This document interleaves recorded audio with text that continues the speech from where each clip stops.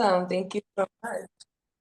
Well, thank you, you guys, for having Liesl on here. I'm super excited for her. She's done amazing, amazing things here.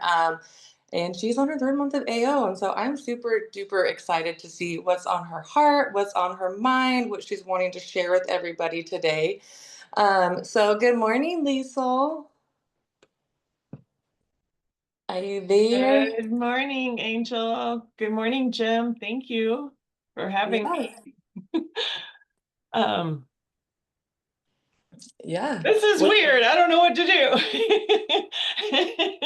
I'll be honest, I am the least likely to be sharing on an accountability call because I ran from the accountability call because I was like, I don't want all that. I don't want that much to be showing up every day and showing what my numbers are, because some days my numbers weren't good.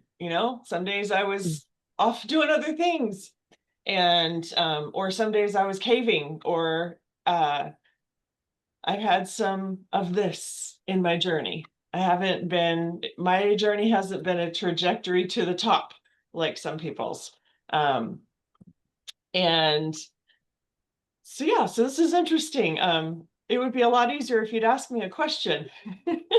Well, what's on your heart? What's on your mind? Well, okay, Share so what. here's what I'll tell you. I am currently reading a book called Failing Forward, and I'm also currently reading a book called Energize Your Mind. And that's one on a monk's guide to mindful living. Failing Forward is by everybody knows him. He's written a million books. That one's feeling like it's giving me permission to, like, okay, I'm still here. I haven't quit yet. That's kind of been my journey. Like, okay, I haven't quit. Would really love to be a better trajectory than that. I've had $22,000 months on my own pen, and then I've had nothing months.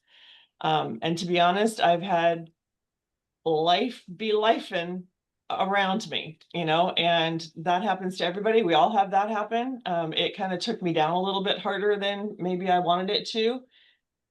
And I guess my kind of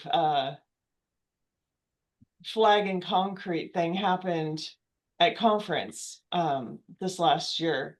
I was just walking by the downstairs lobby, and Jessica Ondrick reached out and was like, Liesl. We'd met at at another, or it was at Ignite, actually. We'd met at conference earlier. And she was like, Liesl, come over.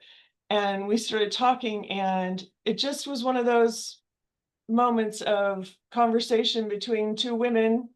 Kind of, we've got older parents that are kind of starting to do things and lose it, and we've got young adult kids that are doing things and losing it, and we're in the middle. We're kind of that sandwich generation trying to keep it all together and start a business, and our hormones are changing. We're like, oh my gosh, what is happening to us? We were kind of having that conversation, just kind of real. And she was like, how are you really doing? And I was like, I don't want to blast my personal life all over the place, but it was kind of bad at the time. It was really bad.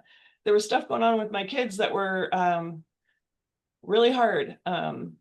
My last 5 years have been just kind of hell. My son's been in and out of jail, in and off the streets. Not pretty at all, and hard on a mom's heart to watch my son struggle so much.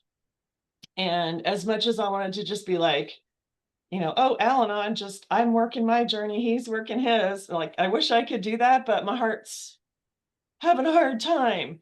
And so here we are at this conversation at a conference, and it was Jessica and I just talking as women, and then her husband Eric Ondrick kind of joined in the conversation. And the thing is, and then Tony Capistrano joined the conversation. I'm sitting there with these amazing people who are in amazing leadership roles in this company, and guess what? None of them went, well, you should just dial more. when you're struggling, because I was struggling and they were asking me about it. They were like, well, how is that affecting your business? And I was like, well, it's been like this, because life has been difficult. And they were like, none of them told me to just go dial more.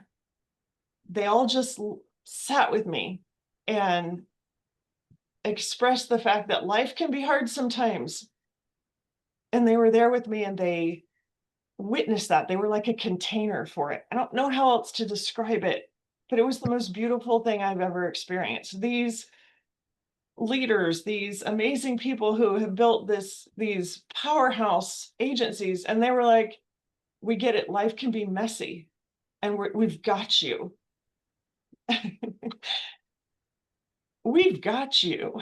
That's got to be like the best thing I know about this company, this organization. There have been times when my heart was crashing, my heart was breaking so hard I couldn't function. And Angel, my mentor, stepped up and she took care of my people on my team. Jumped in, just didn't miss a beat. And when things were better, I could come back. It's been not a linear journey. And I guess to anyone out there who is in that whirlwind, all I can say is hang on, hang on. And the only thing is truly just don't quit, right? Jen, just don't quit. I did. Be here, lean on your running buddies, let them know what you're going through. Don't suffer in silence.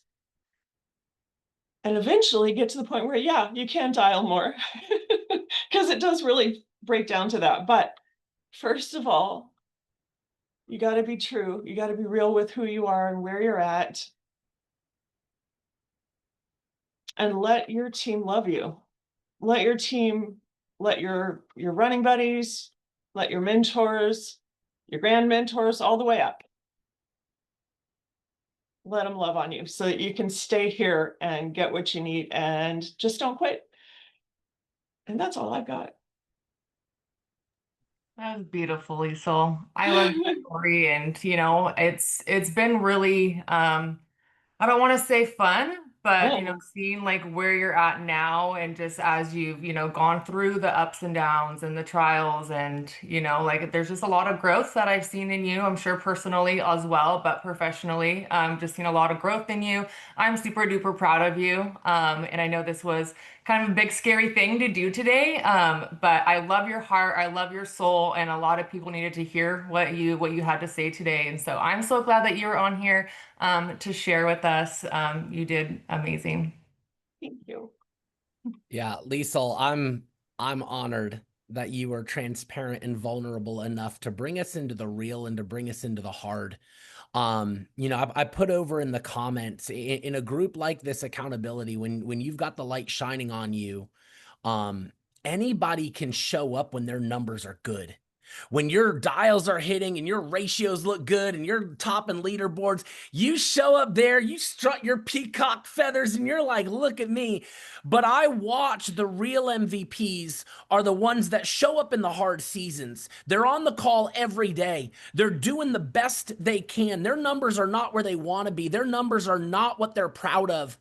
And so they show up and they sit there and they grind it out, even when their numbers, those are the people that my hat goes off to. Those are the people I stand and applaud. Those are my people because they're the ones that are doing the hard things. We only grow in hard. We don't grow when things are easy. We grow in the hard. And if you don't know how and you have not taught yourself how to show up in the hard, you're going to run every time it gets hard. When I hearing this story that you were sharing, and you hit on two things that were so great. Number one, you hit on just don't quit, but the way you would demonstrate that, your business was a boom and bust kind of thing, but you didn't quit. You stayed in it. I experience all the time, people that hit hard seasons in their personal life that put their business, they quit for at least the season. They don't know how to manage it. They don't know how to show up. They don't know how to stay there.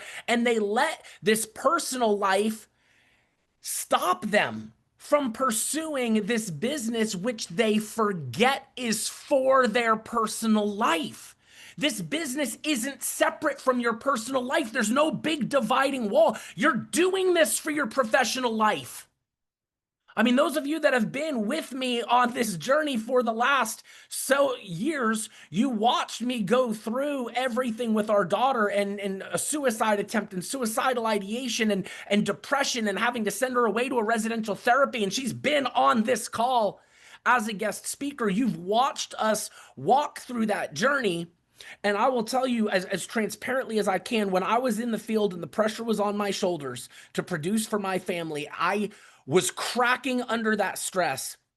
And it was about a year and a half into that when I started to get the 25% residual, right, from stuff I did 10, 11, 12 months ago that took a quarter of the pressure off my shoulders. I had some overrides coming in that took another quarter of the pressure off my shoulders. By nature of being here a year and just meeting with people and building, 50% of the pressure that was on my shoulders a year ago was immediately not on my shoulders.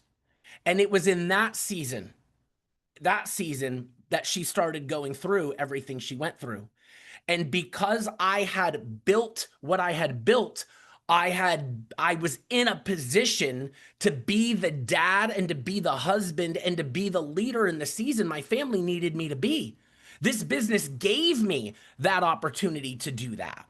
And I think we forget that so often. I don't have time to dial people. I'm so caught up in my personal life. You're dialing people for your personal life. And so the way that you showed up in the hard, the way that you prioritized your future, your goals, your legacy, even when things were hard around you, I honor that.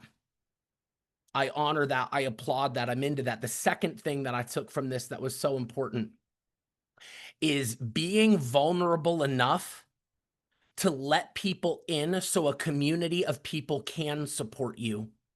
You don't need to do this alone. You said it yourself, quote unquote, don't suffer in silence. I had a mentor, one of the best things he ever told me, he said, what's most personal is most universal.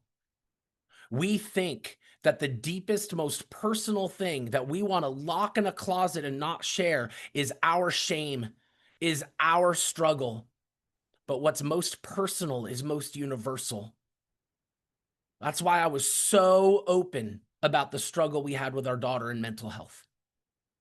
And the number of messages and people I connected with because I was just willing to share. And so many people, we're dealing with this too. You realize, man, people are desperate to connect. Let them connect. Be vulnerable. I was such an independent leader for so long. When I finally let people in and allowed this community to grow and surrounded myself with the Reinekes and the Roethlisbergers and the Schnitzers and Christina and Jill, like everybody that I run this group with, my life became better, I became stronger, and there was less pressure on my shoulders because I had a community of people that would step in for me if I needed them to. That's what we get here, guys. It's special. It's strong. Liesl, thank you. Month 3, we are cheering for you. We cannot wait for the announcement. We are going to party in this room when that gets announced. That is going to be so great, and we're in your corner. Thank you, Jim. Thanks for having me. All right, guys, I am opening up breakout rooms. They are open. I'm going to stop this recording.